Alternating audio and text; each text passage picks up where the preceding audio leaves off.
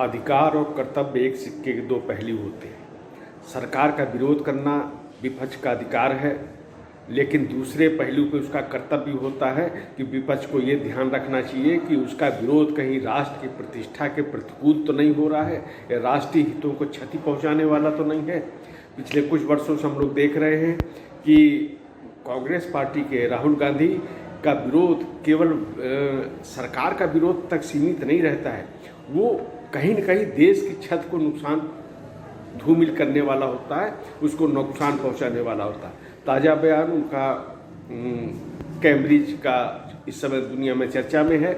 इसमें बहुत राहत की बात यह है कि उनके बयान पे ज़्यादा लोगों का विश्वास नहीं होता है, इस प्रकार की छवि उन्होंने स्वयं बना ली, तो ये एक राहत का विषय है। लेकिन जहाँ तक उनके पहलू से देखने की बात है तो उन्होंने देश के हित का ध्यान नहीं रखा। यानी जब वो कहते हैं कि भारत का प्रजातंत्र समाप्त हो गया है, आवाज़ दबाई जा रही है, ऐसा लगता है कि जब भारत में जैसे संवैधानिक व्यवस्था नहीं रह गई है, संविधान के अनुसार शासन चल नहीं रहा है, संवैधानिक व्यवस्था विफल हो गई है, इस तरह का एक संदेश जाता है। उसके बाद वो कहते हैं कि उनके बयान टेप किए जा रहे हैं गुप्ता जी एनजी से, और यहीं तक नहीं रुकते, उसको आगे कहते हैं कि ये सूचना उनको खुद एक गुप्तचर सेवा के अधिकारी ने दी और उन्होंने कहा कि आप सावधान रहिए।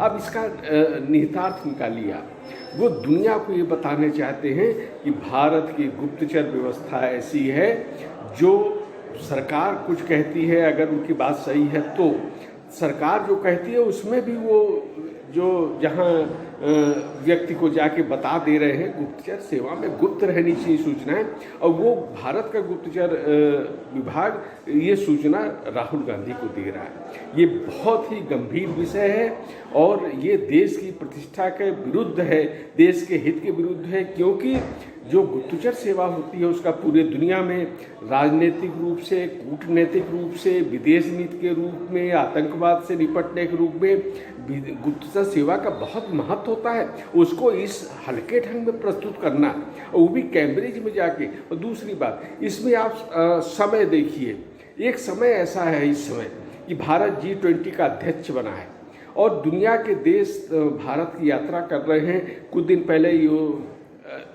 इंग्लैंड में जाकर जो राहुल गांधी ने बात की तो वहाँ के विदेश मंत्री आए, उसके पहले इटली की प्रधानमंत्री आई। उन्होंने तो ये कहा कि दुनिया के सबसे लोकप्रिय नेता नरेंद्र मोदी हैं।